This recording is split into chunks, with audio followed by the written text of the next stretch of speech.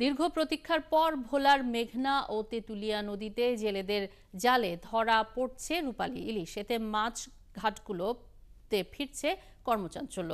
তবে আড়ত থেকে ইলিশের কাঙ্ক্ষিত দাম মিলছে না, অভিযোগ জেলেদের। কামরুল ইসলামের তথ্য ও ছবিতে প্রতিবেদন। ঝাঁকে ঝাঁকে ধরা পড়ছে ইলিশ, কর্মচঞ্চল মাছের আড়ত। গত 15 দিন ধরে প্রাণ ফিরে পেয়েছে ভোলার আড়তগুলো। নদী ও সাগর বেষ্টিত উপকূলীয় জেলা ভোলায় 2 মাস আগেও কাঙ্ক্ষিত ইলিশের দেখা মেলেনি, কিন্তু 2 সপ্তাহ ধরে ঝাঁকে ঝাঁকে ইলিশ ধরা পড়ছে। আর এতে মানুষের হাঁক ডাকে মুখর হয়ে উঠেছে আড়তগুলো। আনালার মতো অনেক মাছ পড়ে নদীতে, মোটামুটি আমরা টাকা চালান করতেছি। বিভিন্ন প্রজাতির মাছ আছে নদীতে, সব মাছ আলাদা বেশি আছে এবার। উজানের হতার কারণে মাছটা তেমন একটা অন্য বাড়ে না, কিন্তু স্রোত যদি জোয়ারটা আরো ওঠে ইনশাল্লাহ আরো বাড়বে।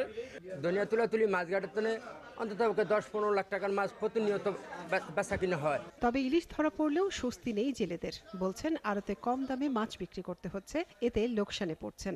এছাড়া আগামী অক্টোবরে মাছ ধরার উপর যে নিষেধাজ্ঞা দেয়া হবে তা পেছানোর দাবি জানিয়েছেন তারা। এখন যা 2-4টা মাছ দাওয়া দিছে, এখন মনে করেন যে আমরা অতটা লাভবান হইতে পারিনি। আগে মাছ কম পাইছি, দাম একটু বেশি পাইছি। কারণ মাছ বেশি, দাম কম, পয়সা একটু কম আর কি মাছের। এই জন্য আমাদের এই খরচা দিয়া এই পোষায় না।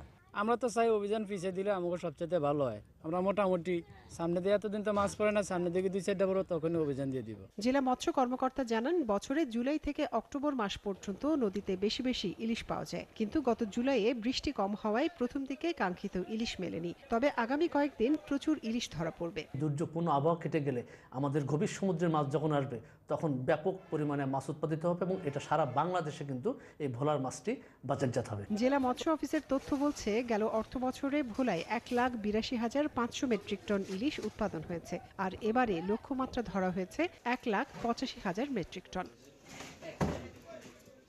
মনিরা কাজরি, 71।